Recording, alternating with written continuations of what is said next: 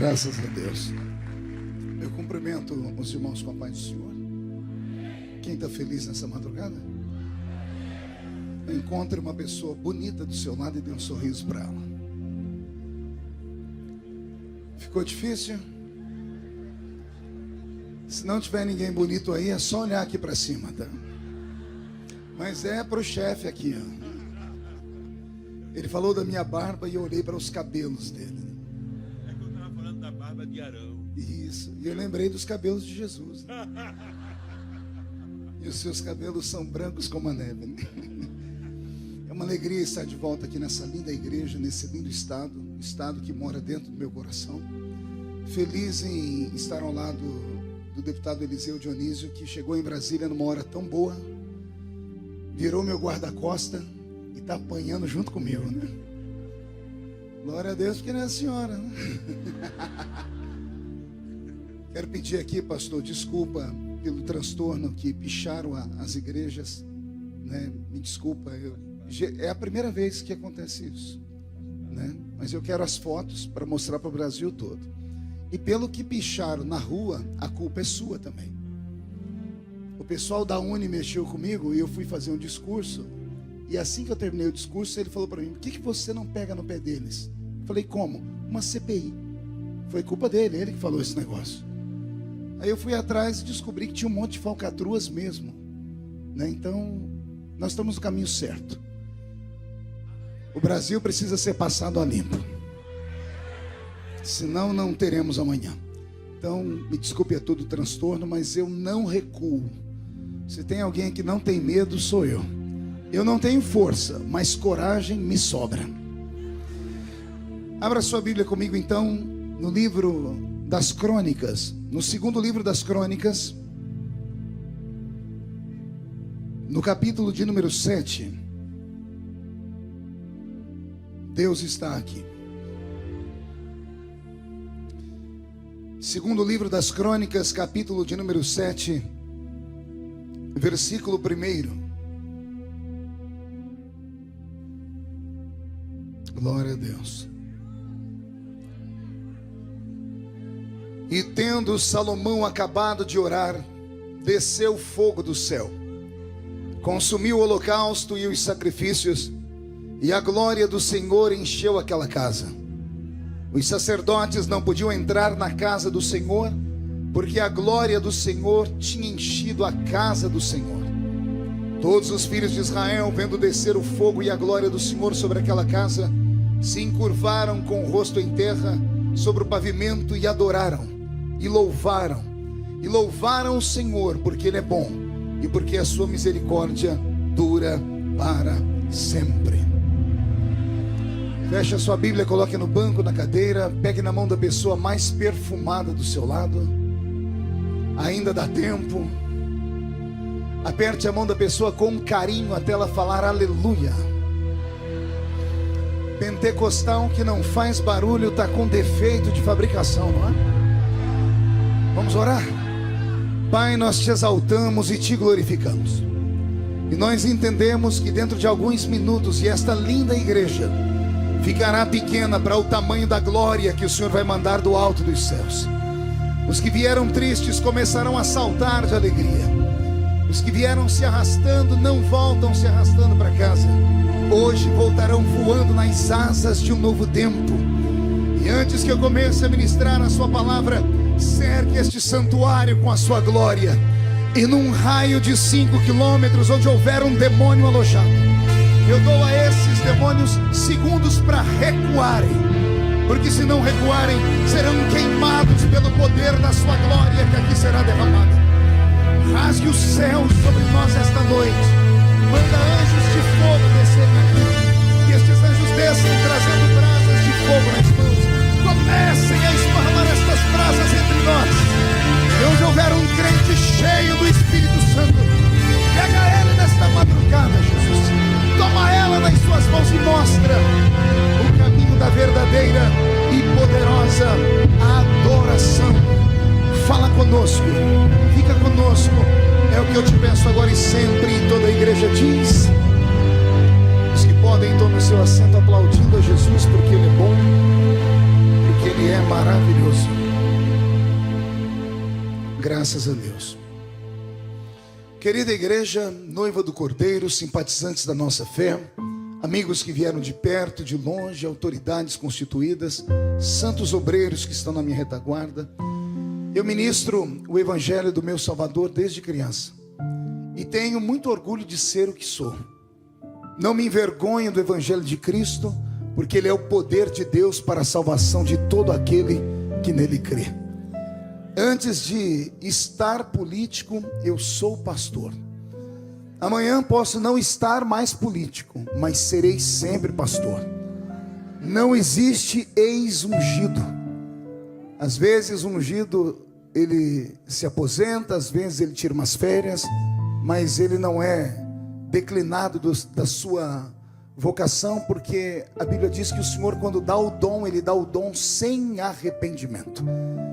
Por isso, eu falava ontem com o deputado Eliseu que eu gosto de estar no parlamento, mas eu amo estar no púlpito.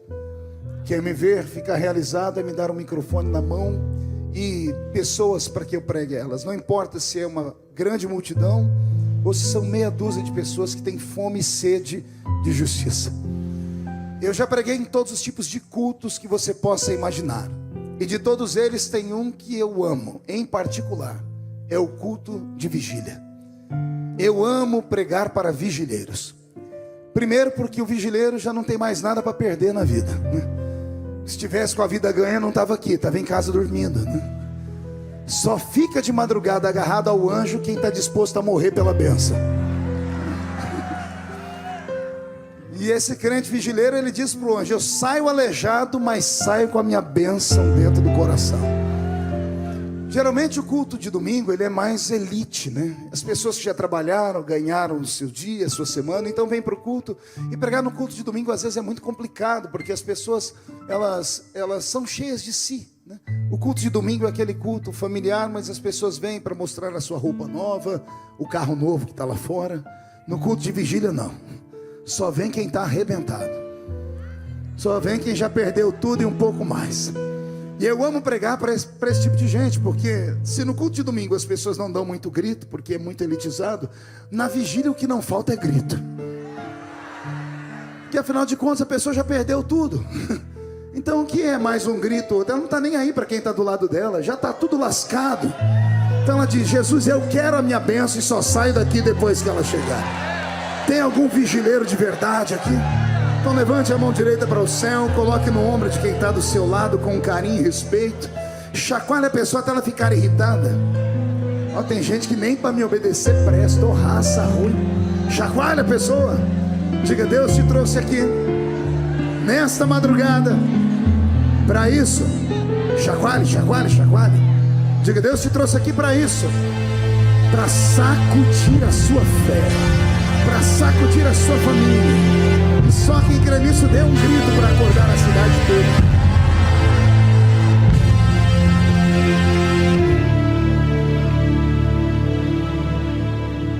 O texto que eu li nesta noite é um texto lindo.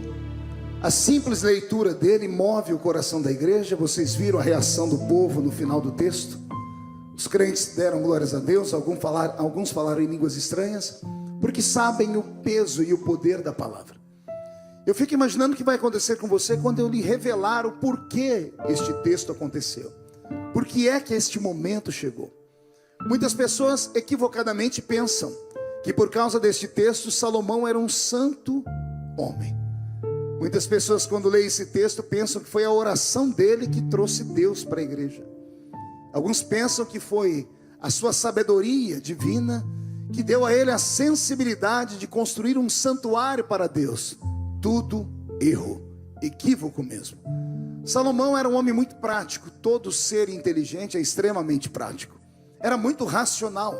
Todo ser extremamente inteligente, ele é racional porque a sua mente é uma mente analítica, é uma mente de um cientista. E o cientista geralmente só acredita naquilo que os olhos podem ver, naquilo que as mãos podem tocar. O texto que está para nós essa noite como meditação, ele foi provocado por causa do pai de Salomão, o poderoso rei Davi. O Davi de Batseba, o Davi de Golias, O Davi que tocou o coração de Deus de tal forma que Deus disse: esse é um homem diferente, é um homem segundo o meu coração. Davi é o único homem da história que consegue agregar dentro dele dois sentimentos paradoxais. Primeiro, ele é guerreiro, e segundo, ele é poeta. Como pode um poeta ser guerreiro? Como pode aquele que verseja com uma harpa na mão trocar a harpa por uma espada e arrancar a cabeça de um homem? Geralmente são coisas que não cabem dentro do mesmo ser, mas Davi tinha esta habilidade. Pelo Senhor, ele arrancava a cabeça de um gigante e 5 minutos depois lavava suas mãos do sangue do gigante, pegava sua harpa e com o coração contrito ao céu dizia: o Senhor é o meu pastor e nada me faltará. Davi é esse homem que tocou o coração de Deus. Ele era guerreiro e poeta. Oxalá caísse sobre nós esta madrugada a unção de Davi. Que não saia daqui homens e mulheres normais, que saiam daqui guerreiros e poetas. O seu lado guerreiro você vai usar lá na rua. Aqui dentro não precisa guerrear, porque todo mundo aqui é amigo. A arma de guerra você usa lá fora, contra Satanás, contra Zé Pilintra, Zé Pilantra, Exu Caveira, Tranca-Rua, Preto Velho. Ao entrar aqui dentro, guarde a arma e pegue a sua harpa. E eia, vamos dar ao Senhor um lindo culto de adoração. O crente no culto é poeta, lá fora é guerreiro. E foi esse Davi quem provocou Deus quando estava passando por um momento de luta e enfermidade na sua alma, dado ao pecado com Batseba, sabendo que carregava sobre ele o sangue de inocentes, como seus 4 filhos que foram mortos. Não, pastor, foram só 3, não, foram 4 mesmo. A única filha mulher de Davi morreu moralmente quando foi violentada pelo seu irmão Aminon. E é Aminon que é morto por Absalão, e Absalão que é morto por Joabe, e é o filho de Batseba com Davi que é morto pelo próprio Deus. Esse grande rei, depois de ter sobre si o sangue dos inocentes, depois de escrever com muita santidade no coração o Salmo 51, e é no Salmo 51 que ele conquista a minha alma, e acredito que conquista a sua, quando ele olha para o céu e diz: tira tudo que eu tenho, tira o reino, a fama e a riqueza, só deixe em mim o teu Santo Espírito, porque esta é a maior de todas as riquezas. É esse rei que depois de escrever o Salmo 51 e de passar por depressão profunda por ter tido o sangue dos inocentes sobre a sua mão, que resolve tentar fazer meia-culpa com Deus e dar a Deus um lindo santuário. Davi é o arquiteto do templo de Salomão, para quem não sabe. Davi é aquele que desenhou o templo de Salomão, para quem não sabe. Ele intentou dar a Deus o templo, e Deus disse: a ideia é boa, mas não vai sair da sua mão, porque a sua mão tem sangue de inocentes. Então coube aquele que herda o trono pós-Davi construir para Deus um santuário. Mas o que me chama a atenção nesta madrugada é a construção do tabernáculo em si. O tabernáculo agora, que deixa de ser um templo móvel para ser um templo fixo, deixa de ser aquela tenda que era montada e desmontava para ser agora um local como que uma casa de veraneio para o Deus de Israel ali descansar. Uma casa gigantesca, feita de ouro, de prata, de pedras preciosas, de madeira, etc. e tal. Escrito agora pelas mãos de Salomão, que dá ordem aos seus servos para que busquem ao redor do mundo o melhor que há na terra, porque ele quer dar ao Deus o seu pai o presente que o seu pai desejou, mas não pôde. E quando Salomão, muito ético, mas todavia muito racional, está compondo o grupo de homens que vão construir aquele santuário, ele recebe de um dos seus súditos a seguinte observação: o Senhor escolheu os melhores pedreiros para a construção do santuário. Foram, se não me falha a memória, 153 mil funcionários para a construção daquele grande templo e posteriormente o próprio santuário, ou o próprio castelo, o palácio de Salomão. E dinheiro não lhe faltava, não lhe faltava também bom gosto. Todavia, um dos homens que trabalhavam ao lado de Salomão disse a ele: o Senhor quer construir para Deus uma casa, o Senhor escolheu os melhores homens para trabalhar, o Senhor escolheu o melhor produto que há para se fazer o templo, mas lhe faltou pensar em uma coisa: já que este templo será o melhor, na inauguração desse templo é preciso que os melhores adoradores aqui estejam. Não basta ser apenas um templo de Salomão, a essência tem que ser de um cenáculo. Pegou aí? Vou falar de novo. Podemos congregar num templo de Salomão, Mas o conteúdo do templo tem que ser o conteúdo de um cenáculo, onde a glória de Deus desce sobre ele. Alguém se lembrou disso? E Salomão então, mais do que depressa, deputado Eliseu, pede para que as pessoas indiquem o nome dos sacerdotes. Ele quer o sacerdote mais famoso. Ele quer a banda ou o grupo de levitas mais famoso do seu templo. Ele quer os melhores tangedores de Israel, os melhores musicistas de Israel do seu templo. E quando tudo isso está pronto, alguém diz a ele: Salomão, mas precisamos de alguém agora que possa compor a maior e melhor música que Israel já ouviu. E Salomão pede uma lista de quem são os maiores compositores de Israel. Só que ao pedir a lista, alguém diz a ele: Salomão, é melhor não olhar a lista. Tem um grande músico que é vivo, e ele tinha uma unção parecida com a do seu pai. O seu pai escreveu os salmos, e esse homem também escreveu os salmos, e 10 dos seus salmos estão impregnados na alma de Israel. E Salomão diz: então me tragam esse homem para que ele componha a música. E aí apresentam a ele um problema: esse homem não pode mais compor, porque ele já tem 55 anos. O ministério sacerdotal do Velho Testamento ia até os 50. Aos 50 anos, os sumos sacerdotes, os sacerdotes eram aposentados, eram afastados do seu vínculo com Deus e davam espaço para outros. E Salomão, muito prático, diz a história, que diz ao seu conselheiro: se este não pode porque a lei o proíbe, traga alguém que seja tão bom quanto ele. E o conselheiro de Salomão me insiste dizendo: não há alguém tão bom quanto ele. Ele é especial. Ele tem uma unção diferente, ele tem uma graça. E Salomão diz: mas a lei proíbe. E aí que um súdito de Salomão diz a ele: a lei proíbe, mas o rei detém a mão da lei sobre si. Se o rei revogar a lei, quem é que irá contra o rei? E a história diz que Salomão diz: por que é que eu revogaria uma lei para inserir no seio deste santuário um homem que já foi afastado por ela? E os súditos dizem: traga o homem aqui e ouça o Senhor da boca dele. E Salomão manda trazer esse homem que está aposentado, esse sacerdote que há 5 anos não canta, não congrega, esse homem que há 5 anos não tem uma palavra dentro do santuário. A tradição diz que quando esse homem sobe a escadaria do templo e chega diante de Salomão, o seu semblante está descaído, está desfigurado, está angustiado e entristecido. E a resposta é muito simples: todo homem que nasce para fazer uma coisa e é arrancado daquilo que nasceu para fazer, ele morre por dentro. Ele não podia mais cantar, e ele nasceu para cantar. Ele tinha que compor, mas ele foi proibido de compor porque a lei o havia afastado. Ele estava jubilado.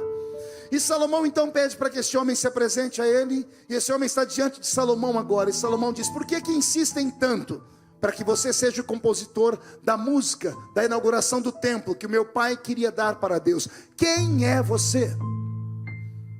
E é aí que começa a história. Esse homem que está diante do rei Salomão diz: o meu nome é Asaf.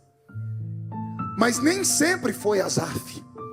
O meu nome foi trocado quando eu era adolescente. E isso desperta a curiosidade de Salomão. E ele quer saber: por que o seu nome foi tocado? E o homem diz: eu tenho que voltar no templo 40 anos atrás.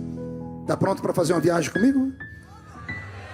Vamos deixar o homem contar então. 40 anos atrás eu era um menino de 15 anos. Sendo um garoto de 15 anos, eu era um levita por natureza. Eu estava em Jerusalém, pronto para cantar e dançar, esperando que os portões de Jerusalém se abrissem. Porque a história é que quando os portões de Jerusalém se abrissem, entraria por dentro de Jerusalém o maior rei da história. E junto com este rei entraria a vitória do seu primeiro grande exército em batalha. O rei do meu tempo era Davi, seu pai. E o seu pai, quando assumiu o santuário de Israel, porque Israel não é só um reino, é um santuário. Deus habita em Israel.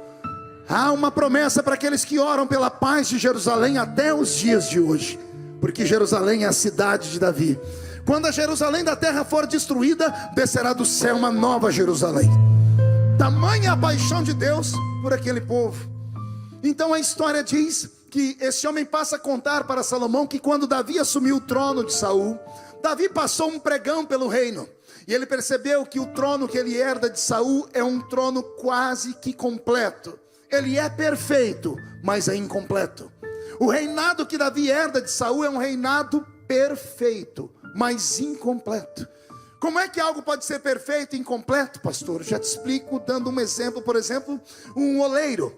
Um oleiro está sentado sobre as rodas fazendo um vaso. O vaso só sai da mão do oleiro quando ele está perfeito. Nenhum oleiro permite que o vaso saia de sua mão trincado ou quebrado. Mesmo o vaso sendo perfeito, o vaso que sai da mão do oleiro é incompleto. O vaso perfeito, mas incompleto, vai parar em uma loja. E lá na loja, exposto na vitrine, as pessoas só vão olhar para o vaso se ele estiver perfeito, porque ninguém quer comprar um vaso trincado ou quebrado. Mas o vaso que está na loja perfeito, ele ainda é incompleto. Quando uma dona de casa compra o vaso e leva ele para casa, ela só comprou porque ele é perfeito, porque ele não é trincado e nem quebrado. Mas aí então a dona de casa dá vida ao vaso e coloca dentro dele flores. Aí o vaso que era perfeito ficou completo. O reino de Salomão, ou o reino de Davi, que ele herda de Saul, é um reino parecido com um vaso que saiu da mão do oleiro. Ele é perfeito, mas ainda é incompleto. É mais ou menos como o céu, para um dia onde nós iremos. O céu que Deus fez é perfeito. Alguém tem dúvida disso ou não? O céu é perfeito, porque Deus é o arquiteto supremo do universo. Ele não erra em nada. Mas o céu perfeito de Deus é incompleto, porque os moradores do céu estão dentro dessa vigília ainda. Só quando esses moradores saírem da terra e forem para lá, o céu perfeito ficará completo. Como o vaso que saiu da mão do oleiro, perfeito, só é completo quando se coloca flores nele. O reino que Davi herdou é perfeito. Por quê? Porque tem súditos, porque tem armamento bélico, porque tem espaço geográfico na terra, porque tem latifúndios, porque tem fazendas, porque tem um trono, porque tem um estatuto, porque tem uma constituição. A constituição do reino de Israel era o decálogo dos 10 mandamentos. O Velho Testamento todo, o livro de Levíticos, é a constituição do reino sagrado de Israel. Davi herda um reino perfeito. E esse reino perfeito estaria perfeito aos olhos de qualquer homem natural. Eu disse homem o quê? Mas Davi nunca foi natural. O homem natural só percebe as coisas que são naturais. E qualquer homem natural perceberia que o reino, naturalmente falando, era um reino perfeito. Mas Davi era espiritual. E quando ele passa um pregão pelo povo, ele vê que Israel tem dinheiro, ele vê que Israel tem reino, mas ele vê que Israel está triste, porque a maior riqueza de Israel não era dinheiro. A maior riqueza deles era o alicerce da fundação do seu reino. O reino de Israel era um reino teocrático. A monarquia entrou por outras vias. O Deus que governava Israel havia sido expulso de lá. O eterno Jeová, aquele que guiou o povo por 40 anos no meio do deserto e não deixou faltar nada a eles, ele havia sido expulso do reino de Israel. Quem já leu os livros de Samuel sabem do que eu estou dizendo. Nem Saul conseguiu fazer com que a glória de Deus permanecesse naquela terra. O próprio profeta Samuel, que vai ungir Davi, um dia chega diante de Deus sem saber o que falar ao certo, porque Deus sabe o que Samuel vai dizer e Samuel está desconcertado. O próprio Deus abre a boca e diz: Samuel, eu sei o que você veio fazer aqui. Você veio trazer a notícia de que Israel não me quer mais como seu Deus, como seu rei. Eles querem um rei homem. Eles querem um rei que eles possam tocar, que eles possam ouvir, que eles possam adorar. Eu não vou me intrometer nisso. Se eles não me querem, eu vou embora daqui. Avise ao povo que eles vão ter o rei que eles querem, mas sentirão a minha falta. Deus é tão metódico que ele saiu de Israel literalmente. Ele deixou que Israel visse. Na grande batalha, onde Ofni e Finéias, os filhos do sacerdote ali, levaram 30 mil soldados judeus para brigar com 10 mil filisteus. Qualquer um olhasse de longe a dizer: a batalha está vencida pelos judeus, porque são 3-1. Mas aconteceu um fenômeno estranho. Os filisteus mataram quase todos os judeus. 29.999 soldados caíram. Sobrou apenas um soldado da tribo de Benjamim, que quando entra dentro de Jerusalém, todo desfacelado e cortado, entra aos gritos dizendo: roubaram o nosso povo, mataram os nossos soldados. Ofni e Finéias foram mortos e roubaram a arca de Deus. Vou repetir: aqueles que são espirituais roubaram a arca de Deus. A arca de Deus era a arca da aliança. Aquela caixa de madeira de acácia pintada de ouro por dentro e por fora, que tinha dentro dela os utensílios sagrados de Israel. Um vaso de ouro com maná, as tábuas da lei, e havia lá dentro também a vara de Arão que havia florescido. O propiciatório que estava sobre a arca não era só uma tampa, era o símbolo do trono de Deus. Por isso haviam 2 querubins de ouro batido cujas asas se tocavam. Ali era o trono onde Deus se sentava. Uma vez por ano o Eterno saía do céu, sentava sobre as asas daqueles querubins de ouro, sentia o cheiro do sangue nos 4 cantos daquela arca, olhava para o sumo sacerdote e dizia: o sacrifício foi perfeito, avise a Israel que haverá paz, prosperidade e saúde por mais um ano. A arca não era apenas uma caixa de madeira pintada de ouro, era um porta-joias de verdade. E o que é que ela portava em si? A glória de Deus. Vou falar de novo. Não eram apenas utensílios feitos e fabricados pela mão do homem. Dentro dela havia a expressa glória de Deus. Em todos os lugares que esta arca passou, ou ela trouxe bênção, ou ela trouxe maldição. Depois que saiu de Israel, ela fez falir reinos inteiros e também fez homens ficarem extremamente prósperos. E quando Davi fez um pregão pelo reino, ele descobriu que o reino perfeito estava incompleto, porque a plenitude de Israel não estava na terra, mas na presença do Deus daquela terra. E o que é que Davi faz? Davi manda chamar os soldados que ele herdou de Saul, e ele propõe uma batalha. É uma batalha que parece ser insossa, porque Israel não está sendo provocado. Ninguém quer ir para uma batalha a troco de nada. Mas Davi chama os soldados e diz: nós vamos lá no arraial do inimigo e vamos pegar de volta o que é nosso. Nós vamos trazer Deus de volta para Israel.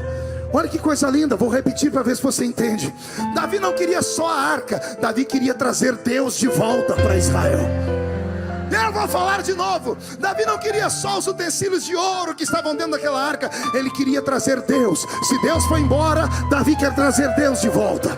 Que seja esse o desejo da sua vida nesta madrugada, que você deseje levar para casa Deus de volta. E eu estou com meu corpo arrepiado aqui. Deus está aqui, caminhando no meio dessa congregação, esperando alguém dizer: me abrace e me leve para sua casa de volta, porque a minha glória me acompanhará com você.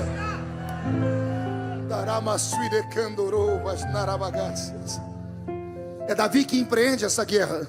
É ele que pega os filisteus no contrapé em uma madrugada. É ele que vence os filisteus. É ele que consegue encontrar a arca da aliança de volta. Quando o sol está amanhecendo, ou quando o dia está amanhecendo e o sol está aparecendo, trazem para Davi no campo dos filisteus a arca da aliança. Quando Davi coloca os olhos naquela arca, o seu coração se alegra. Os soldados que estavam com Davi faziam parte de uma geração que não conheciam a arca. Eram homens que viviam de lendas. Que viviam do que, igreja? A nossa geração parece viver de lendas. Ouvimos testemunhos contados há 30, 40 anos. Quem dera a nossa geração tivesse o mesmo sentimento de Davi, de buscarmos aquele que pode provocar sinais novos no nosso meio. Aquilo que era só lenda tem que voltar a ser uma realidade no nosso meio. Alguém acredita nisso aqui ou não? É Davi que começa a provocar o coração de Deus para que Deus retorne para Jerusalém. A história diz que próximo à batalha tem um rio, e Davi leva todos os homens para se banhar. Enquanto os homens estão se banhando, porque ele quer voltar para Israel em pureza, em santidade, limpo, ele pega um soldado e manda esse soldado ir à frente avisar a sua esposa Mical ou Milca, a filha de Saul. E ele pede que ela prepare Israel para uma festa. Se tem alguém que entende de festa em Israel, é a filha do rei Saul, neta de fazendeiro, filha de rei, conhecia tudo sobre festa. Ao receber a notícia, ela promove 2 festas em Israel. Uma para a plebe, para o povo, no meio de Jerusalém, e a outra para a alta corte de Davi no seu palácio. Está tudo pronto. Davi agora prepara os seus soldados. Ele tira a roupa de batalha e veste uma roupa real.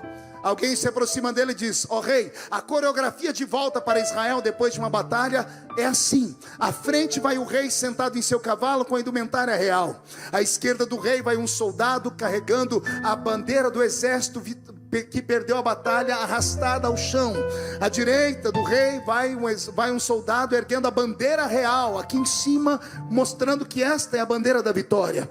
Atrás do rei vem os seus súditos principais e depois o grande exército. Davi se prepara, ele monta a coreografia. A história diz que quando ele vai colocar o cavalo para andar, ele sente que tem algo errado. Então ele chama um soldado antigo e diz: como é mesmo a coreografia? E o soldado repassa com ele. Israel volta para casa em vitória, assim, o rei vai à frente com a coroa na cabeça. À esquerda, alguém segurando a bandeira do exército inimigo para baixo. À direita, a bandeira do rei erguida em cima, os súditos, e atrás o exército. Davi olha e assim está montado. À esquerda está a bandeira dos filisteus arrastada ao chão, com a cara de Dagon, meio homem, meio peixe, uma espécie de sereia, está arrastado pelo chão. Qualquer um que andar pela terra vai ver que Dagon perdeu. À direita de Davi está uma outra bandeira, e ela não tem o desenho de um peixe, tem o desenho de um leão, o leão da tribo de Judá. É esta bandeira que traz a vitória. Aqui atrás está aqueles homens que Davi trouxe com ele lá da caverna de Adulão, os 30 homens rejeitados pelo povo, e atrás o exército. Mas Davi ainda não está satisfeito, tem algo errado, e Davi repassa a coreografia de novo. Como é que eu volto para casa? O rei vai à frente. E Davi pergunta como, e o homem repete: o rei vai à frente. E Davi diz: já entendi. Ele se afasta com o cavalo e dá um grito: tragam a arca!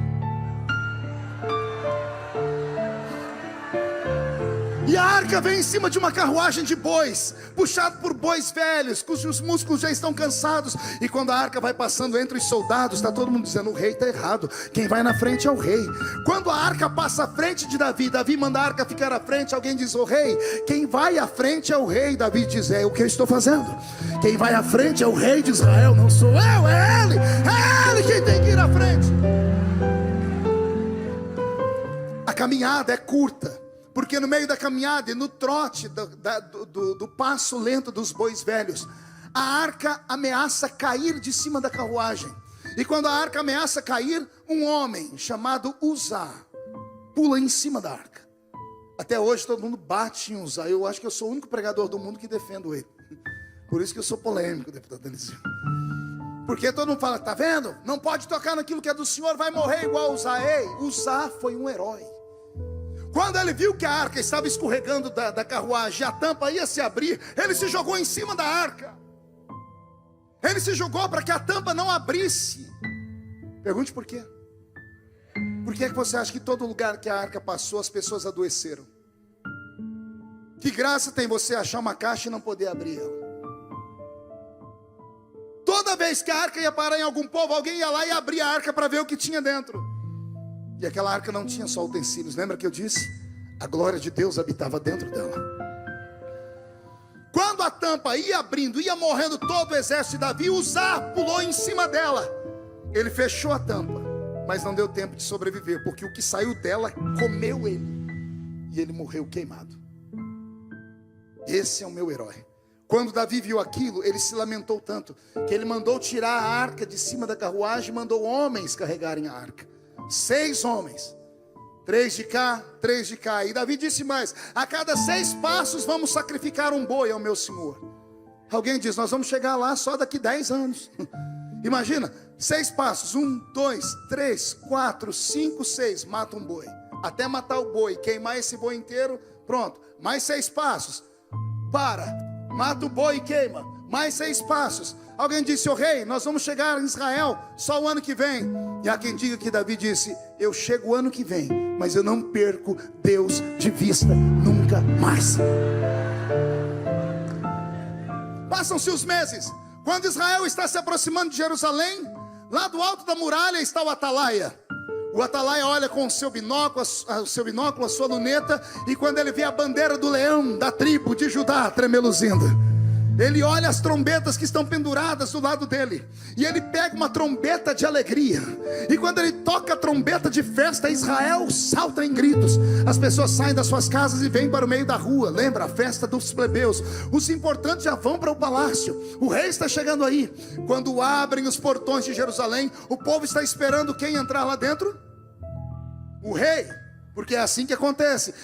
Para a tristeza do povo, ao invés de entrar Davi, entra a arca. E quando entra a arca, ninguém grita, nem aplaude. Fica todo mundo dizendo assim: ih, esse rei não conhece etiqueta, ele não sabe como funciona, ele é novinho, vamos dar um desconto para ele. Todavia, os jovens ficaram em silêncio. Mas Flávio Joséfos escreve que quando os velhos viram a arca,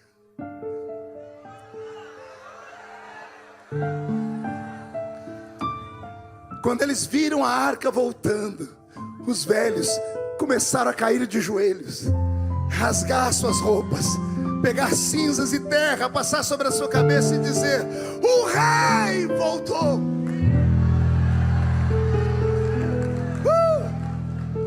Aleluia.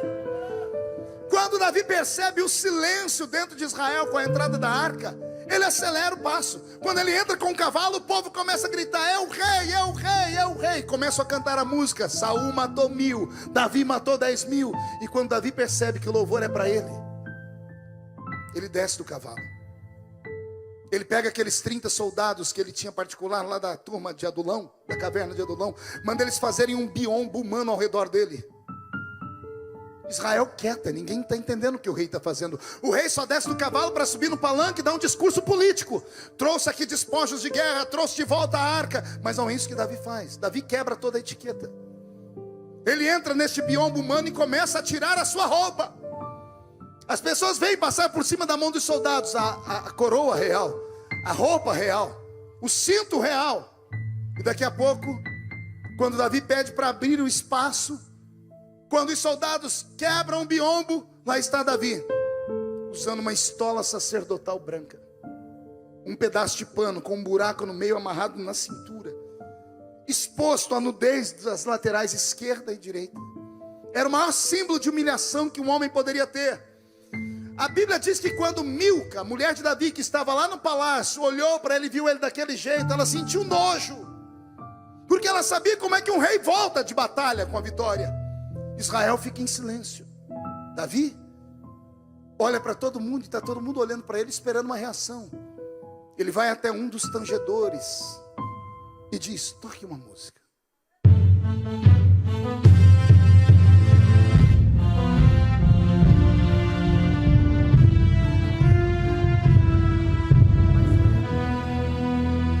Davi coloca uma mão aqui atrás e a outra mão aqui na frente, porque é assim que um judeu inicia a sua dança. E Israel inteiro está olhando e Davi começa.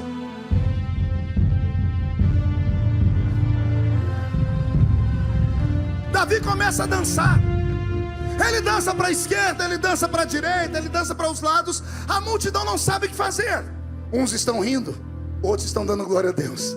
Milca lá de cima disse: eu tenho nojo do meu marido.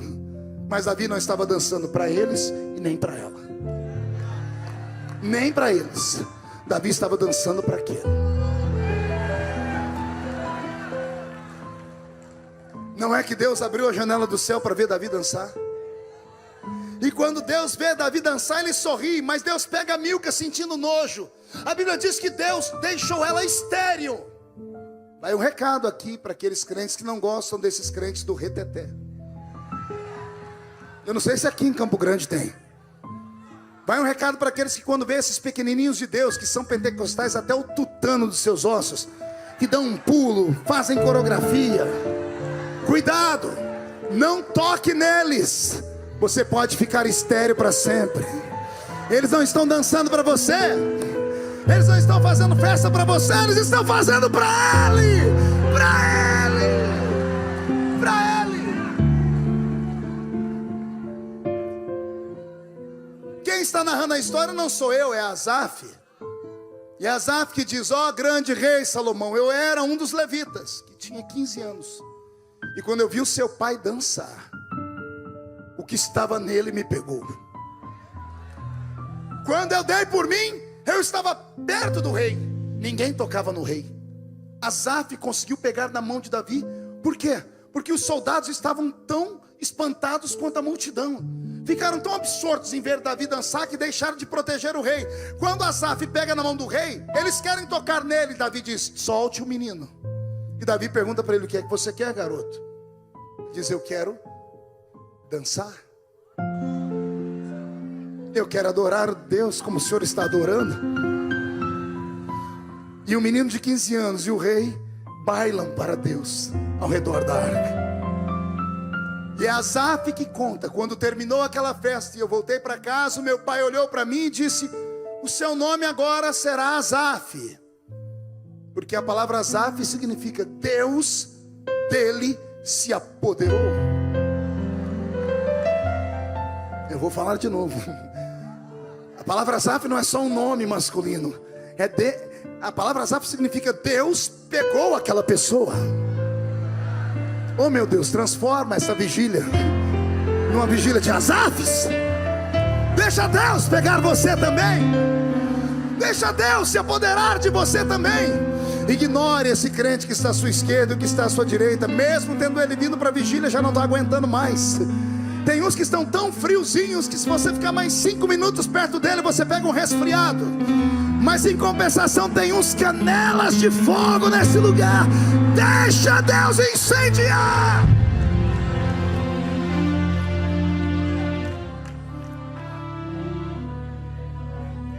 E é Asaf quem diz ao rei Salomão: quando eu toquei no seu pai, o que estava nele tocou em mim.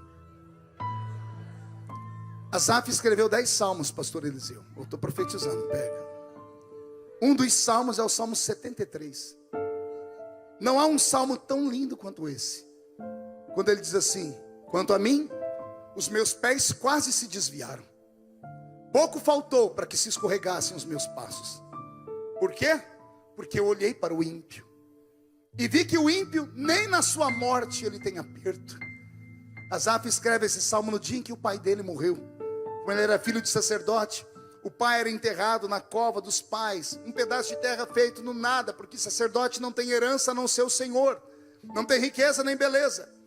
Ele enterra o pai dele em uma cova rasa, e ele vê o rico empresário de Jerusalém com pompas e fazendo festas, e ele começa a sentir inveja do ímpio. O ímpio consegue enterrar o pai dele melhor do que eu enterrei o meu.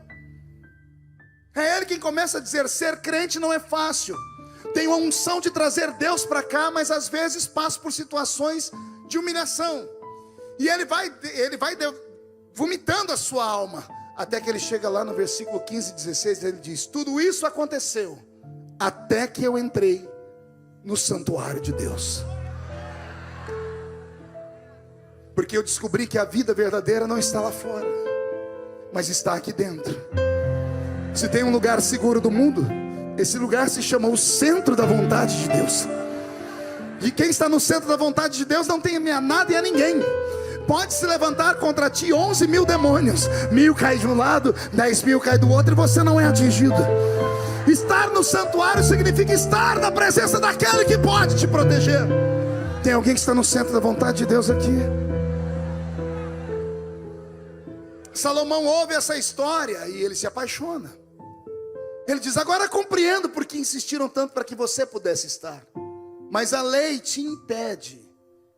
Mas após ouvir a história, Salomão diz: se o meu pai quebrou regras para que Deus voltasse, eu também posso quebrar as minhas. Ele revoga a lei, assina um documento e com o seu anel sela o documento dizendo: Asaf, você está de volta.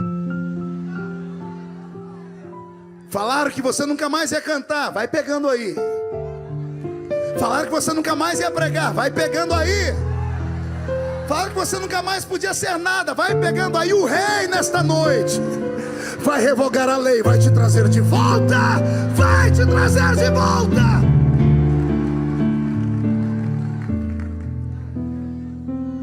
Antes de sair da sala do rei, Asaf pergunta: quanto tempo eu tenho para compor essa música? E o rei diz: o tempo da construção do templo. 7 anos. Quantos anos? O homem tinha 55, ele tem quantos agora? Mas só pode entrar no santuário até os 50. E ele tem 62.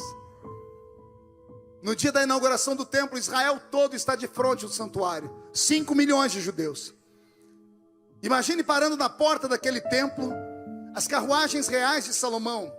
Quando Salomão desce, se tivesse celular naquela época, ninguém ia aguentar com Facebook de foto, né? Todo mundo diz assim: lá está Salomão, e aquela é uma das mulheres dele, uma das 700. Ele só tinha 700 mulheres, coitado. E mais 300 concubinas.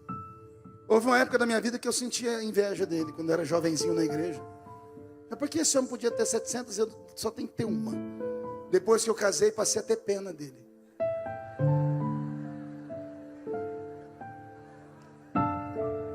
Uma mulher com um cartão de crédito já é terrível. Imagina 700. Entendi porque ele quase perdeu a salvação dele. Está na Bíblia, ele quase não entrou lá. Mas isso é outra história, outra pregação para outro dia.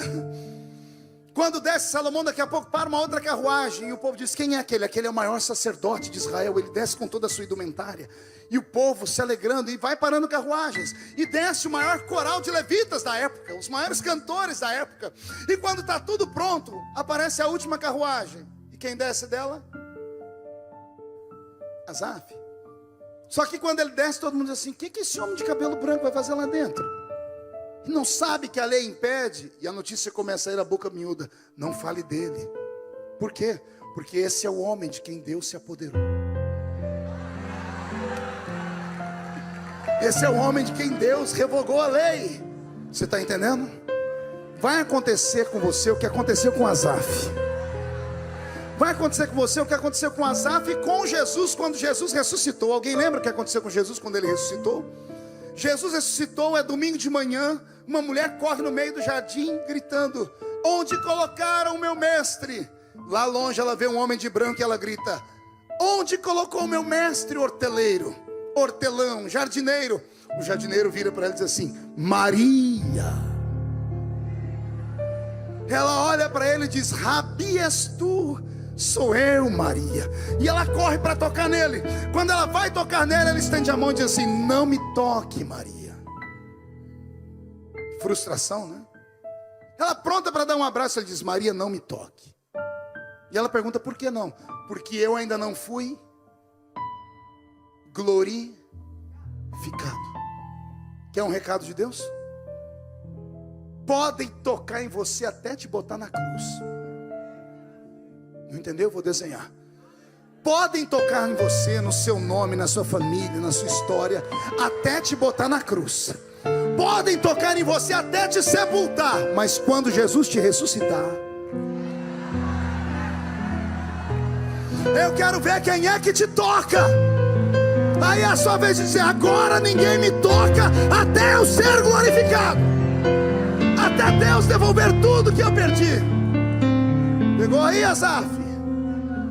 Asaf está dentro do santuário. Aleluia. Salomão faz o discurso inicial, que aqui dentro estejam os olhos de Deus, os ouvidos de Deus, as mãos de Deus e os seus pés. Salomão ordena que sejam queimados os animais. São milhares de ovelhas, são milhares de bois. São rituais que duram horas e horas. E agora estamos indo para o final do culto. E o final do culto termina com uma cantata. E a cantata tem como maestro Asaf. O rei termina o último discurso. E ao terminar o último discurso, ele deve ter dito assim: maestro Asaf, é com o senhor. Asaf pega a sua batuta, tira o pergaminho do braço, passa as músicas para os coristas, está na frente deles, olhando e diz: senhores, é uma honra poder cantar com vocês aqui para o grande Deus do meu senhor Davi. Esta música que está em vossas mãos, levei 7 anos para compô-la. Não é para homens, é para ele. Cantem bem. Estão prontos? Ele separa as vozes. Contralto, soprano, barítono. Separou as vozes. Todo mundo pronto para cantar. Ele abre os braços para começar a música. Congela a cena. Ele está assim. Salomão está assim. Os levitas estão prontos para cantar. Saia do templo comigo. Venha para fora de Israel. Tem 5 milhões de pessoas lá fora. Eles não veem o que está acontecendo lá dentro. Crianças começam a puxar a barra da saia da mãe, ou a orla da túnica dos seus pais. Pai e mãe perguntam: o que foi, filho? Papai, vamos esconder porque vai chover. Não vai chover não, olha o calor que está. Papai, vai chover. Como é que você sabe? Olha aquela nuvem lá em cima chegando.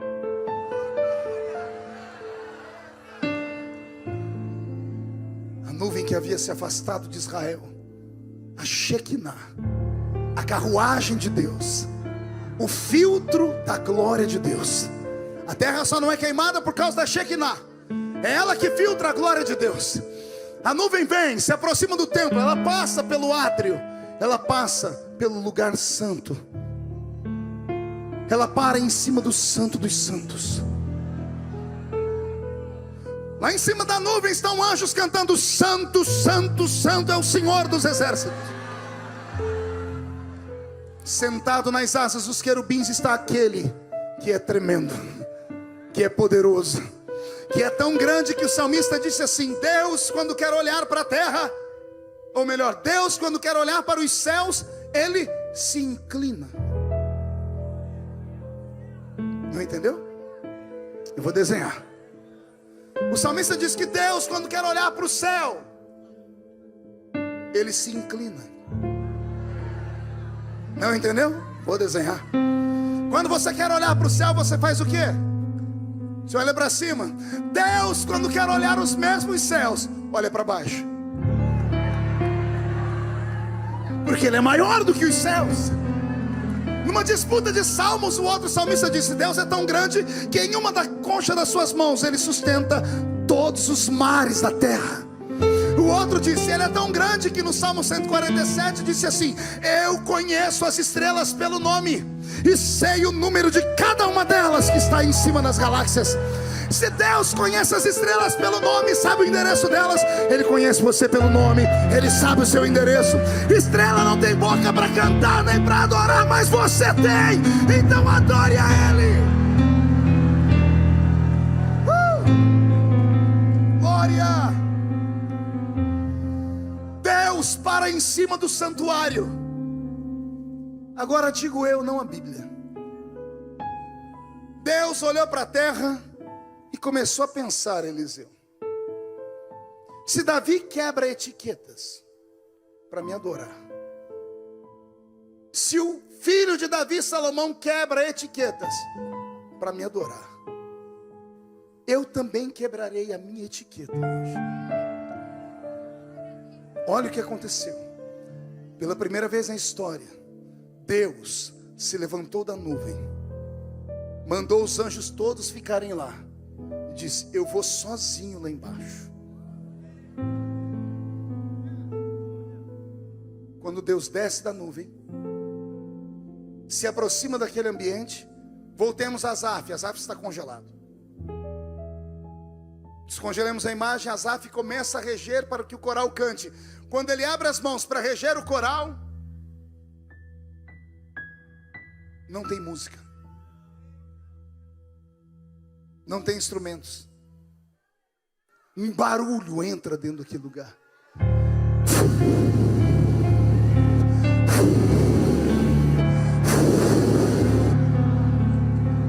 Ninguém consegue ficar em pé. Os sacerdotes caem para um canto, levitas caem para o outro canto. Asaf cai com batuta e tuta para um pouco do lado de cá. Quem estava matando animal cai para o outro lado. A Bíblia diz: e a glória de Deus encheu o templo de Deus, e a nuvem entrou no santuário do Senhor, e ninguém conseguiu ficar de pé naquela reunião.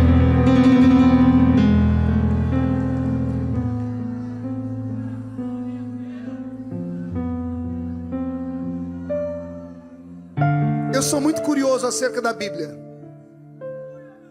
E eu perguntei a Deus: por que o Senhor fez isso? Eu li a Bíblia 30 vezes de capa a capa. Posso recitar para vocês as músicas que tem na Bíblia. Do cântico de Isaías ao cântico de Débora, ao cântico de Zacarias, ao cântico de Maria, ao Magnificar. Existem centenas de cânticos na Bíblia. Eu perguntei: cadê o cântico de Asaf? Não tem. Por que não tem? Ele levou 7 anos para fazer aquela música. Por que não está aqui? Os escribas escreveram tudo o que aconteceu naquele dia, menos a letra da música. E eu falei: Senhor, por que o Senhor não deixou o homem escrever a música? O Senhor disse: eles não ouviram a música. Mas como assim? A música não era para eles.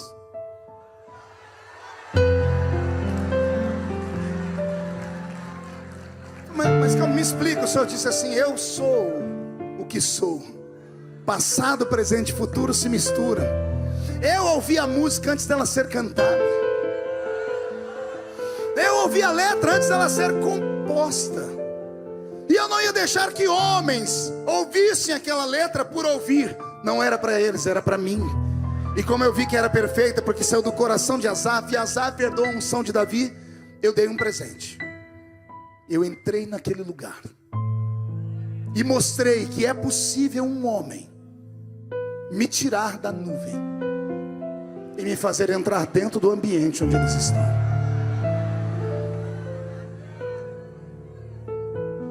Assim diz o Senhor.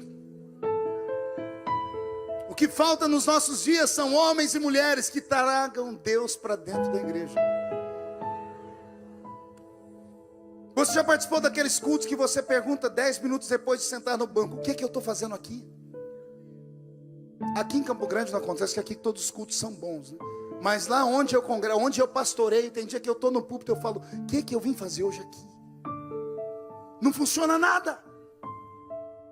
O diácono está desviado, as crianças parecem que estão com pacto com um capiroto. O que vai cantar o hino da harpa erra. O músico está daquele jeito que nem para ficar endemoniado presta. Se o diabo chegar perto dele, ele entra dentro do diabo e deixa o diabo endemoniar. Por que nossos cultos são pedantes e pesados? Não deveria ser assim. Ah, pastor, mas a Bíblia diz que a palavra não volta vazia, e não volta vazia mesmo. Mas igreja não é um centro de intelectualidade onde você vem para ouvir filosofias. Igreja é um lugar onde você vem para reabastecer sua bateria, para encarar Satanás lá fora só se for cheio do Espírito Santo. Agora, como é que você pode encarar o diabo se você vem para a igreja? Dá uma olhadinha no irmão que está do seu lado, só o sangue do Cordeiro. A pessoa está com a cara feia, parecendo que foi batizada num pote de vinagre. O olho está seco igual o olho de sapo que morreu no dia de enchente. A boca está travada, boca de aço, língua de ferro, queixo de concreto. Ei, isso aqui não é uma missa, com todo respeito às missas. É um culto pentecostal de adoradores. Tem que ter Deus, tem que ter glória, tem que ter glória.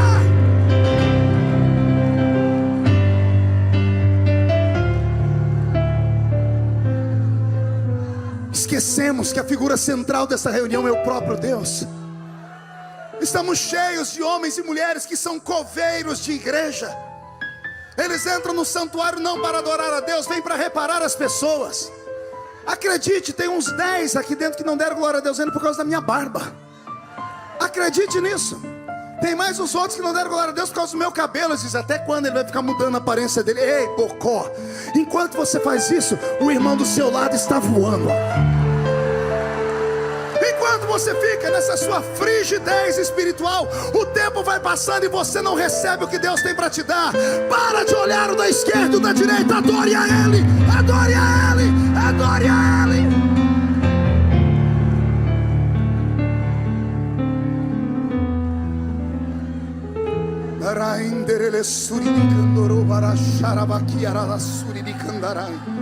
Jesus, eu quero um sinal de que tu estás nessa vigília, meu Pai. Se tiver um homem, uma mulher aqui que tem a capacidade de trazer o Senhor para dentro deste santuário, manifesta-te na vida deles agora. Os batizados com o Espírito Santo comecem a orar em outras línguas. E quem nunca falou em línguas, recebe agora. Recebe agora. Seja batizado com o Espírito Santo agora.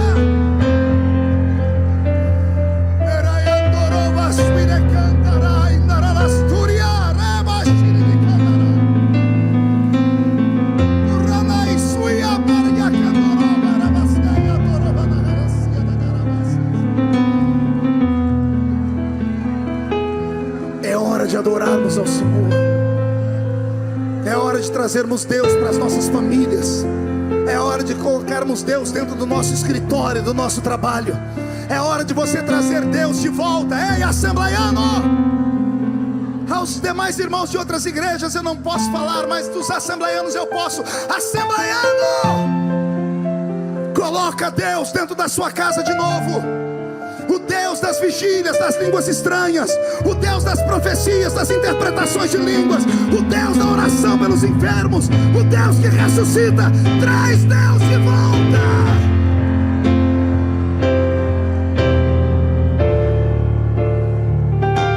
Traz Deus de volta. Senão, vai acontecer conosco o que aconteceu pela Europa. Pastor Dionísio tem igrejas pela Europa, sabe o que eu estou falando. vai acontecer conosco o que aconteceu pelo mundo. Igrejas e acabou. Ministérios e acabou. Pregadores e acabou. Departamentos e acabou. Foi-se a glória. Não basta termos o ouro e a prata, precisamos ter o levanta e anda. Não é só termos poder de voto ou poder de mover a sociedade com nossas passeatas. É fazer com que por onde um crente passe, a sua sombra levante um paralítico. É onde chegar um jovem, um adolescente cheio do Espírito Santo, dentro de uma universidade cheia de pessoas possessas, ele passar e o corpo das pessoas se arrepiarem, ele tocar e as pessoas caírem possessas, serem libertas. É hora da glória de Deus se apossar de Campo Grande. É hora, é hora. É possível, porque Deus é o mesmo, de ontem, de hoje e será eternamente. Deus não mudou. O que mudou? Nós fizemos como Israel, mandamos Deus embora, mandamos o nosso Senhor embora.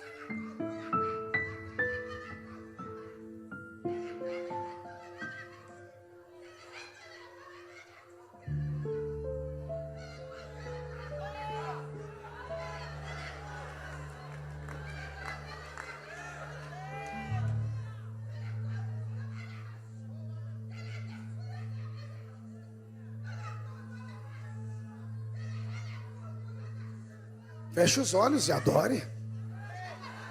Somos pentecostais. Se você não crê que Deus pode usar homens e mulheres, se afaste desse santuário. Deus está entre nós, caminhando entre nós. O Senhor está gritando no seu ouvido: eu te quero de volta. Eu quero seus dons de volta, eu quero você de volta. Quero você pregando, quero você cantando, quero você adorando, quero você incendiando esse estado. O Brasil será transformado por uma igreja viva e poderosa. É necessário buscarmos Deus de volta. Você entende isso? Eu quero terminar a parte da pregação contando um testemunho. Eu estava pregando no interior de São Paulo, numa grande cidade. Era a inauguração do templo da minha denominação, Assembleia de Deus. Era uma igreja um pouco maior do que essa. Uma igreja rica, cheia de pessoas importantes. E eu comecei a pregar. 20 minutos de pregação, só se ouvia 2 barulhos na igreja. O primeiro era os mosquitos voando. E eu engoli 2. A luz estava em cima, eu ficava rodeando, eu falo demais, acabei engolindo 2 mosquitos. E o segundo barulho era o meu pulmão. Que quando eu parava de falar, fazia... E eu já estava daquele jeito. Eu falei: Jesus, o que é que eu vim fazer aqui? Deus é tão bom que de repente, lá da porta da igreja, eu vi entrar um grupinho atrasado. Tinha um banco, eles sentaram no banco, uns 5, 6 pessoas. E eu continuei pregando, porque o pregador, ele tem que ser valente. Ele tem na sua mão o seu instrumento, ele entra dentro de uma caverna e sabe que lá tem um diamante. Ele não sabe onde está, ele vai batendo até achar. Pregador assembleiano é assim, ele bate até achar o diamante. Que tem diamante, tem, só temos que encontrar ele. E eu batendo, daqui a pouco, daquele grupinho, alguém disse assim: glória a Deus! E a igreja inteira fez assim, ó.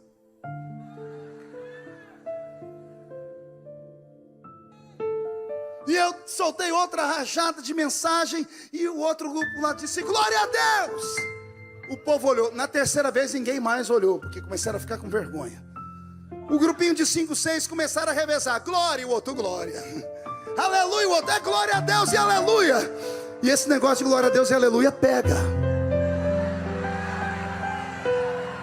Esse negócio pega. Ensaia para você ver uma hora. Você começa dando glória a Deus de brincadeira, mas como Deus não leva nada em brincadeira, e só tem um Deus, quando você diz glória a Deus, essa glória só vai para Ele. Ele recebe a glória e Ele derrama a glória. Você manda a glória para cima, Ele manda a glória para baixo. É assim. Aí, pastor Dionísio, eu me empolguei. Aquele grupo começou a adorar bastante. Falei, é agora. Quando a igreja vibrou com eles, ficou de pé, eu fiz igual o Pelé. Eu aposentei no auge. Falei, amém. Encerrei a mensagem, eles ficaram pulando, devolvi o microfone. Falei, chega, tá bom demais. Daqui a pouco, pastor deu os avisos finais. Aquele grupo veio perto do altar e disse, podemos tirar uma foto com o senhor? Quando eu vi que era ele, eu disse, é agora. Já desci, fizemos uma foto bem bonita. Trouxeram os DVDs para eu assinar. Aí antes de eu terminar de assinar, eu falei assim, vocês moram onde? Moramos aqui perto. Eu falei, vocês vão estar por aqui amanhã?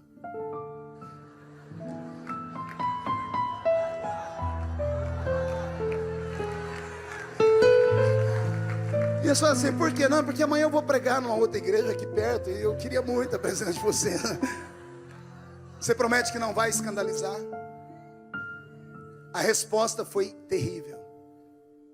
O líder do grupo disse assim, pastor, vai depender do nosso padre.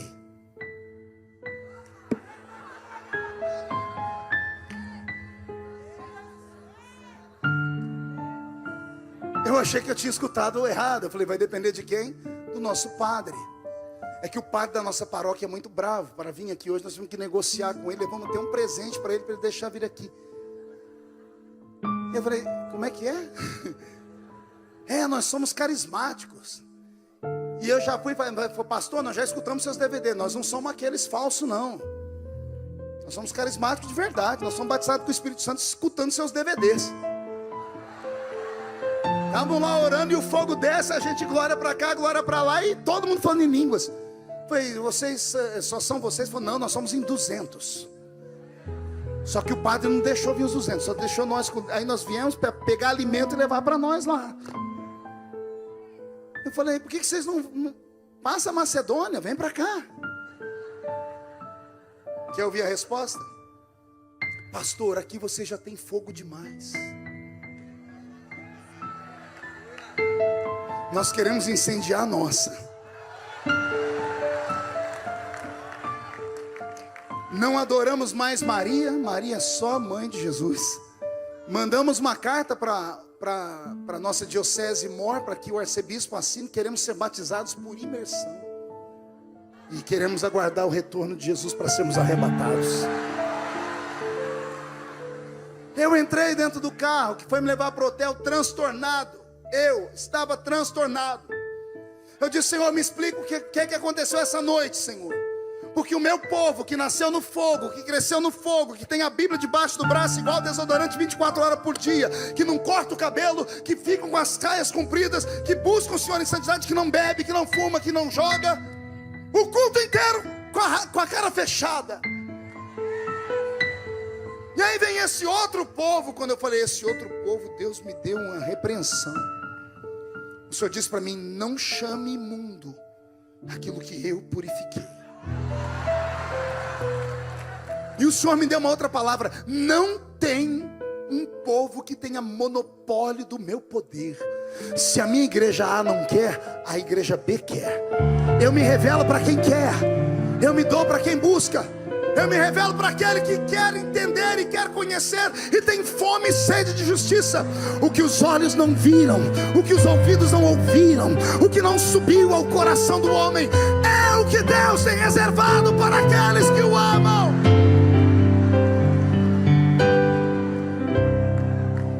Estamos perdendo. Por que estamos perdendo? Podemos ser modernos, mas não podemos ser mundanos. Podemos ser para frente, mas nós não podemos deixar os nossos ensinamentos para trás. Tem coisas que são temporais, como usos e costumes são temporais, mas a essência, a doutrina, a glória, o Espírito Santo, os dons, nós não podemos abrir mão disso. Mas isso só se manifesta quando Deus encontra homens e mulheres sensíveis.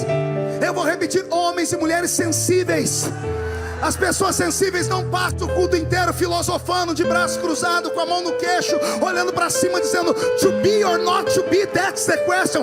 Aqui não é lugar de filosofar, aqui é lugar de se encher do Espírito Santo, de receber a glória e a graça dele.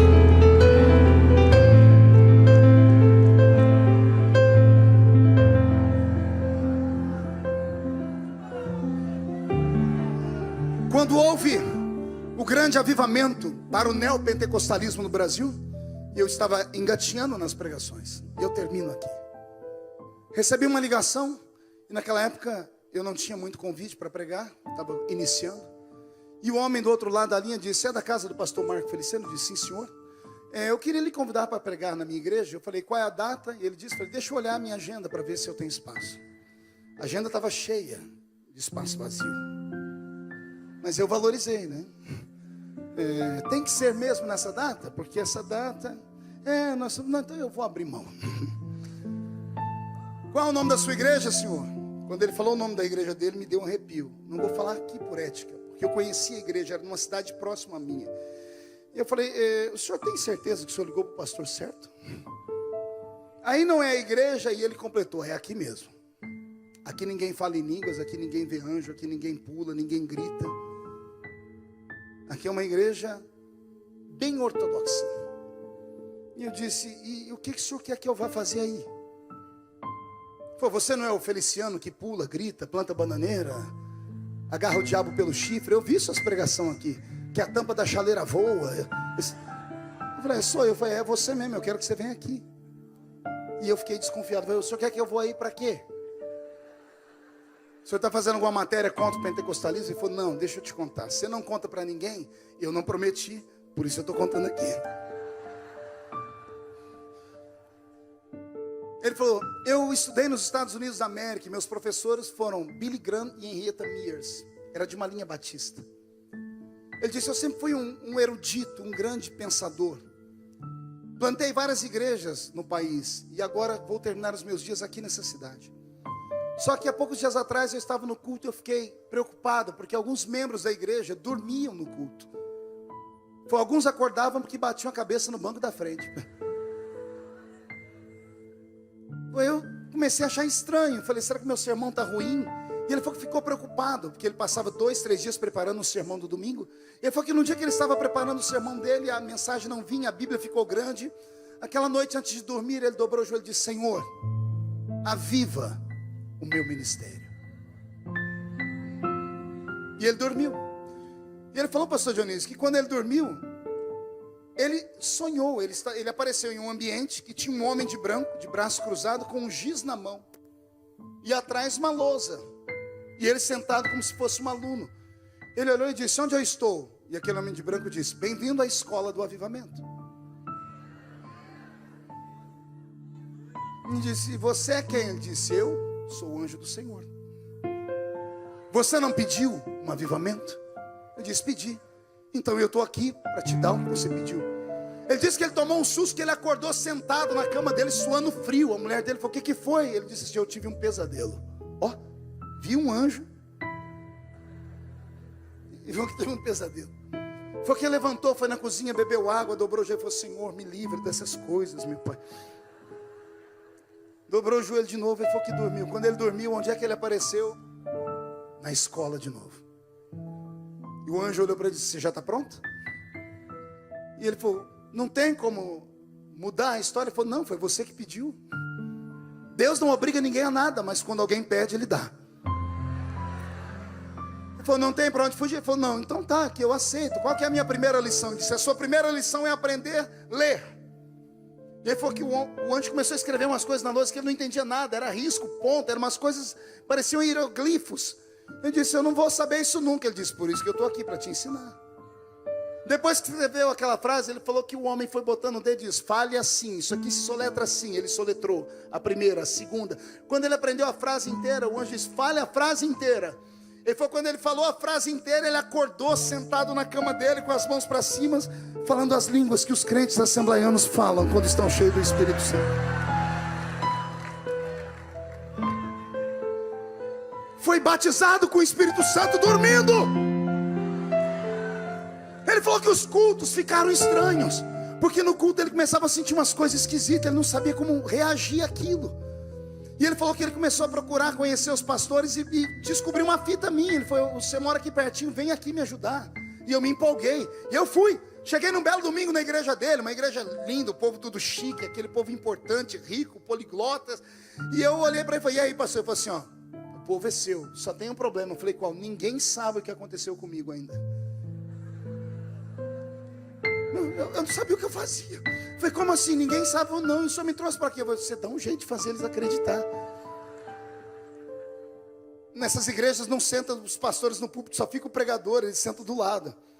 E eu, assembleiano roxo, olhava aquelas mulheres com aqueles brincão, aquelas mini saias tudo pintadas. Eu falei, Jesus de Nazaré, eu vou encarnar um João Batista aqui?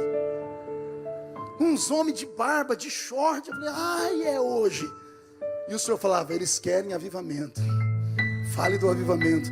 Aí para pregar sobre avivamento eu não olhava para a igreja, eu pregava olhando para cá, Deus vai fazer. E nessa noite, porque se eu olhava para frente eu tomava um choque cultural. Eu assembleiando daqueles que a mulher não podia rapar a perna. É trauma do meu casamento. Edita isso, que se a minha mulher soubesse, você está perdida. Primeira noite, só Jesus. Encostei a perna na perna dela, tinha mais cabelo que na minha. Coisas da assembleia. Imagina eu desse jeito, vou pregar numa igreja desse outro jeito. Falei, meu Deus. E eu pregava, e não acontecia nada na igreja. Eu só via eles com aqueles olhos assim, todo mundo fazendo assim.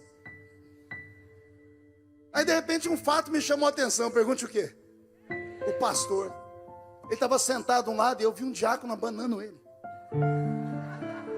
Eu comecei a prestar atenção, eu pregava e o pastor agarrava o banco aqui embaixo e fazia assim.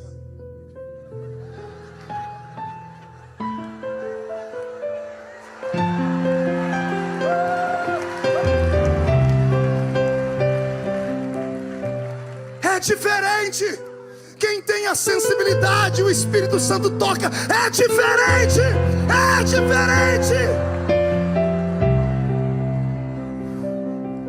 Terminei a pregação, mandei todo mundo ficar de pé, pedi para alguém tocar uma música. Eu falei, e agora, senhor? O senhor disse, chame o povo para frente. Eu falei, não vai vir ninguém.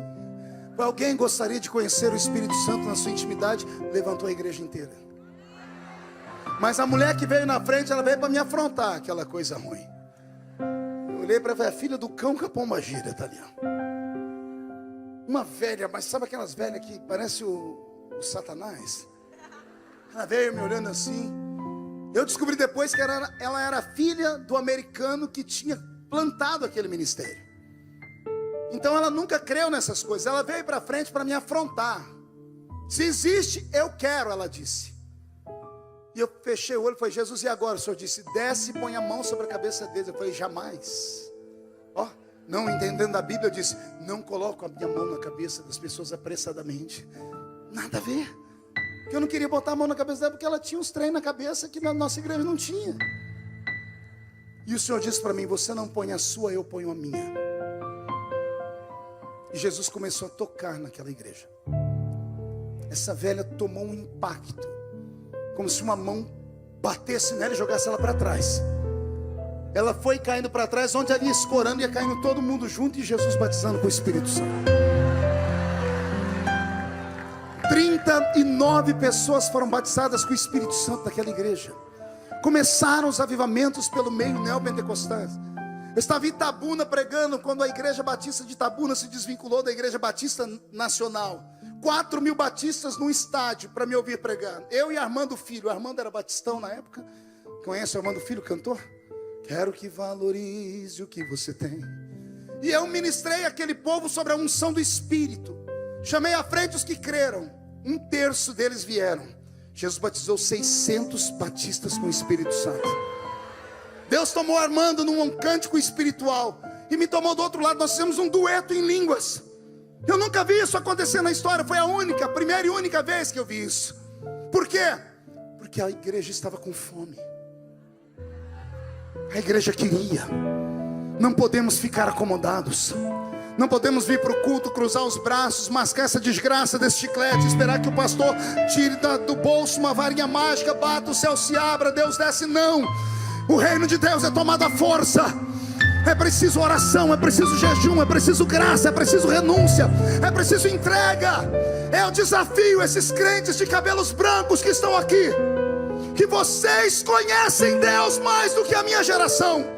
Ensinem-nos, contem-nos a história do Deus que fez essa igreja ser o que ela é. Sente com os mais jovens, ensine as crianças. Não coloquem à frente da juventude ou à frente das crianças pessoas que não tenham conhecimento desse dom do Espírito Santo. Não coloquem à frente do ministério homens que não conhecem o poder do Espírito Santo. Nossa igreja nasceu no fogo, cresceu no fogo, será arrebatada no fogo.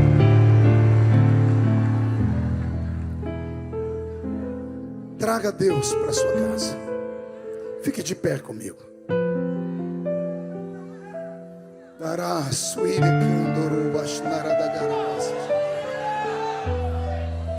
Alguém sente Deus aqui? Com autorização do pastor, eu quero fazer um convite. Eu não sei se alguém vai vir, mas se vier, Deus vai lhe honrar. Feche os olhos. Eu queria, perto desse altar, homens e mulheres que estão cansados de um cristianismo vazio, estão cansados de cultos vazios, estão cansados de serem crentes vazios, que querem mais, que querem que Jesus lhes renove, que querem ser usados nos dons do Espírito Santo, querem voltar a ser instrumentos do Deus de Israel. Enquanto você se aproxima, eu quero invocar a presença do Deus de Daniel nessa reunião.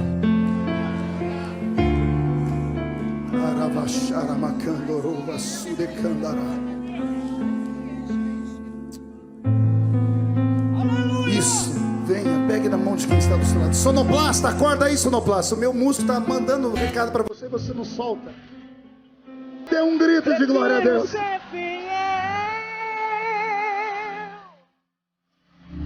Prefiro ser fiel. Miramaraspi andrevele candorobas. Elohim telomandrevele suri de caralabashnara da garrai. Ah, eterno Deus de Israel, Deus que faz os homens navegarem no oceano do Espírito, Deus que dá aos homens experiências profundas.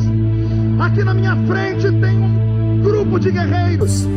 Na frente desse altar, Senhor, tem um grupo de vigilheiros que estão cansados de cultos mortos e frios, que estão cansados de um cristianismo sem sinais. Senhor, mostra a sua glória para eles esta noite, Senhor. Abre o céu sobre eles esta noite, Senhor. Traz o batismo com o Espírito Santo. Traz as línguas estranhas.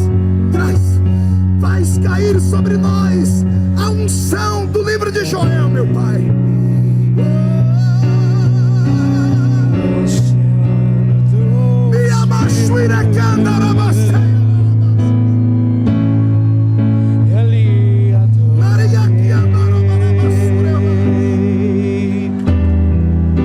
Ao Deus do meu amor, eu adorarei.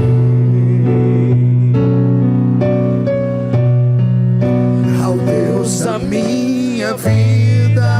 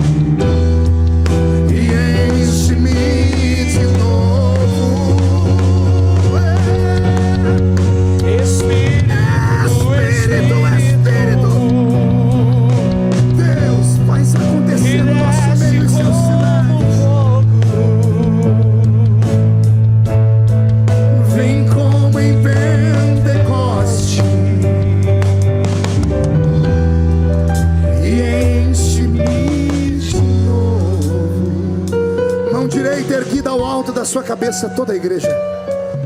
Diga comigo: todos os demônios que paralisaram a igreja, que roubaram os dons, que apagaram a chama do Espírito, que roubaram o meu fervor, eu ordeno, não estou pedindo, estou ordenando. Venha para a palma da minha mão agora. Feche sua mão com força. Eu vou contar até 3. Você vai jogar no chão e vai pisar em cima. E você vai abraçar pelo menos umas 7 pessoas. E vai dizer a cada uma delas: traga Deus para a sua vida, traga Deus para a sua casa. Você nunca mais será o mesmo. 1,5. Sua família vai sentir orgulho de você de novo. 2. Quem viver verá para ver o que Deus fará em Campo Grande depois desta noite. 2,5. Esta terra será chamada terra do avivamento.